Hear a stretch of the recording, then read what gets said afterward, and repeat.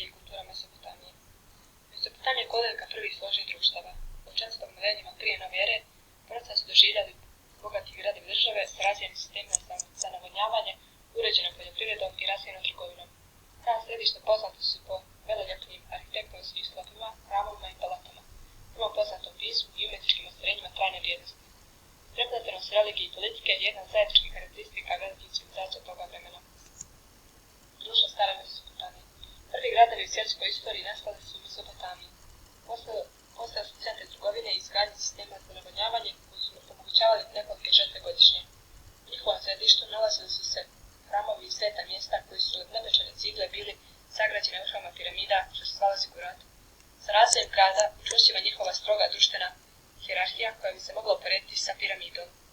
Na vrhu se nalazio vladar za koga bi se moglo reći da je vladao kao bog, ali u svojstvu svjetovnog vođe. Rijetko su pripisivane božanska svojstva, odmah ispod njega nalazi se njegova uža porodica i manji povlašteni stalež visokih dostojanstvenika i sveštenika. Niže na ljestvici bili su zanatlije niži činovnici, vojnici i obični ljudi, seljaci koji su bili radna snaga na kojoj je počivala cijela zajednica. Rani sumerski vladari držali su se načela presedana, više se pozivali na odluke prethodnika nego na pisane zakone. Rijetko se pojavljivali u javnosti. Božanska moć vladara počivala je na njegove sposobnosti daleko lokalnih namjesnika upravlja radom hiljada običnih ljudi. Ti lokalni namjesnici upravljali su provincijama od kojih su sasvilo kraljevstvo i bili su direktno odgovorni vladaru. Njegov autoritet nije izrastao samo iz raspolaganja silom, već prije svega iz ideja i vjerovanja koje je zastupao. Oni su izražavani kroz likovne prikaze i zapise na zidovima hramova, kao izvođenjem brižljivo osmišljenih vjerskih obreda. Ovakav vid organizacije i upravlja društvo naziva se orijentalna ili zločinačka despotija. Veliki zigurat u Uru. Najljepši spomenik sumerskog perioda. Izgled prikazan ove rekonstrukciji dobije poslije brojnih dograđivanja, pri čemu su u novu zgradu uključene starije građevine. Trono stepenište vodilo do sveštenstva na kraju zigurata je kralj obavljao odred vjenčanja sa prvosveštenicom Ura. Visoki 21 metar, oplata je napravljena od pečenih kvadratnih opeka, izgrađen oko 2100. godine prije nove ere za vrijeme vladavine Ur-Namur. Vavilonska kula. Građena je također kao stepenasta piramida zigurat. Vavilonci su zigurate sa stepenastim nivoima koje istojno vode naviše doživljavali kao nekakve staze ka nebu koju čovjeku omogućavaju dublja astrološka saznanja. Biblijska pripovijest o Vavilonu može reakcije jevrejskih pisaca na samu pomisao da se ljudi mogu popeti na nebo. Mislili su da je Bog umeo veliki poduhvat gradnje Vavilonske kule tako što je stvorio razne jezike na taj način omogućio sporazumijevanje graditelja. Religija. Religijski sistem Mesopotamije utemeljili su Sumerani. Vjerovali su više božanstava, što se zove politeizam. Poštovali su prirodu, nebo, vazduh, zemlju, sunce i mjesec. Od sumerskog vremena izdvajaju se božanstva Ea, koji je bio bog slatkih voda, Anu bog neba, Enlil bog vazduha. Asirci Vavilonci naslijedili su ove religijske principe.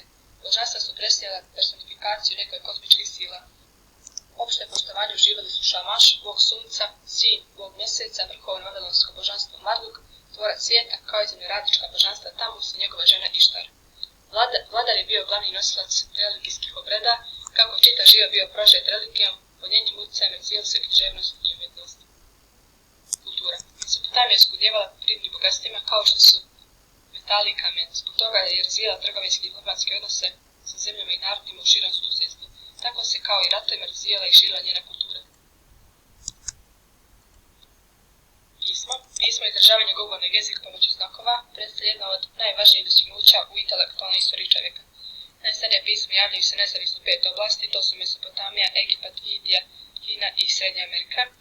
Prema drevnom predanju pismo je ili izmislila određena osoba ili su ga ljudima ustupili bogovi.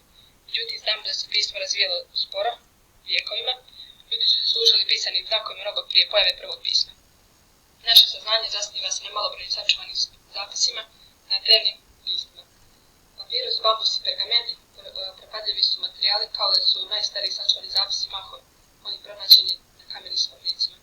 S druge strane, u Mesopotamiji ljudi su pisali na otpornim glinnim tablicama, kojih je dosta ostalo, pa je razvoj mesopotamskog pisma više poznat. U ranom stadiju pismo bilo piktografsko, to je slikovno, radi bržeg ispisivanja s vremenom su slike pojednostavljene. U Mesopotamiji ovaj proces okonča nakon nastanka slova u obliku klina, to je staklenisto pismo. Rani zapisi često bili logografski, to jest jedan znak označava cijelu riječ ili misao. Klinasto pismo, kao egipatski hieroglifi, kombinovali logograme sa znakama koji su označavali glasove. To je smanjilo ukupan broj znakova na oko 100. Od piktograma do klinastog pisma, dok su piktografi bili šematski crteži koncertnih predmeta, klinasto pismo služilo se kombinacijama jednakih znakova u obliku klina, da bi pojmove označene piktogramima označavalo apstraktnim i jednostavnim oblicima. Brojevi su označavani posebnim znacima, s vremenom su se usađivali njihove oznake. Znakovi su kasnije mijenjani značenje i dobijali fonetsku vrijednost, što je bila pretpostavka fonetske jazbe koji su izumili Feničani. Književnost. Sačuvano malo ostvarenje sumerske organske književnosti. U svom sadržaju bilo je povezano sa religijom, najznačajnije djela mesopotamske književnosti i najizvršenije pjesničko djelo Trena Bliskog istoka, Vavilonski epog Gilgamešu, u kome se govori o poduhvatima Gilgameša, vladara države Uruka. Nastavno na osnovu sumerskih legendi zapisan je na 11 legenih pločica, čiji su prepisi pronađeni u ruševinama Asurbanipalove biblioteke u gradu Ninivi. Epizoda o opštem potopu, koji Bog kažnjava grešno čovječanstvo, što je bila izvor slične pripovijesti u Bibliji. Nauka. Narodi Mesopotamije razvili su nauke neophodne u svakodnevnom praktičnom životu. Matematiku, astronomiju i medicinu, znanja iz ovih disciplina bila su pretpostavka za gradnju irigacionih sistema, to je sistema za navodnjavanje, hramova, računanje vremena i liječenje bolesti. Mesopotamci su znali za 4 osnovne računske radnje: stepenovanje, nalaženje kvadratnog korijena, podjelu kruga na 360 stepeni, sati na 60 minuta, a minuta na 60 sekundi. Vavilonci su uredili mjerne jedinice za dužinu i težinu. Arhitektura, slikarstvo i vjerstvo.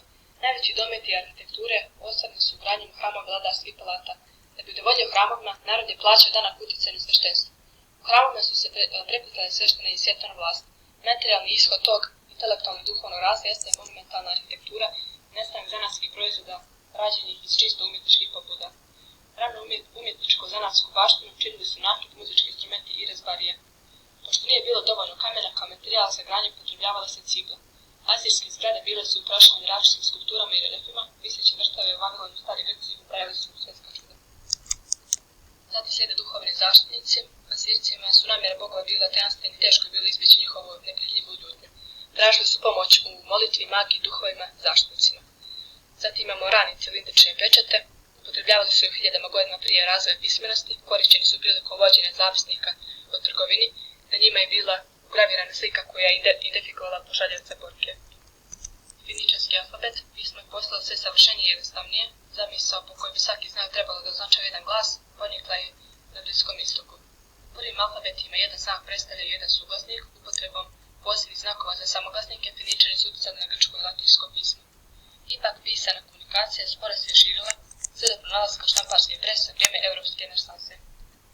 Georg Friedrich Grotefend 1785. do 1853. godine bavio se proučavanjem filologije latinskog, italijanskog i njemačkog jezika, ali najveće zasluge pripadaju mu zbog ostvarenog velikog napretka u deširanju klinastog pisma. Zlatni šlem, iskon je jednog komada metala, pronađen u kraljevskom nekropoli u Uru zajedno sa mnogo oružja i nakita. Glava bika ukršavale harpu princeze Šubat, svjedočanstva visokog nivoa sumerskog zanata. Vrata Bognje Ištar u Vavilonu. Rekonstrukcija je pohranjena u Pergamskom muzeju u Berlinu, najljepša od 8 gradskih vrata, visoka 15 metara. Jedan od simbola sjaja vavilonskog toka vladavine Nabukodonosora II. Nabukodonozor je obnovio stare kulturne hramove, podigao nove hramove i palate. Herodot je zabilježio da su vavilonski bedovi bili dugi 86 km, visoki 100 metara, široki 25 metara. Ime Vavilon znači Božja vrata. Viseći vrtovi, iako ne postoji pouzdani dokaz da su zaista postojali, doživljavani su kao jedno remek djelo i obilježje novovavilonskog perioda. Po legendi, kralj Nabukodonozor podigao je za svoju ženu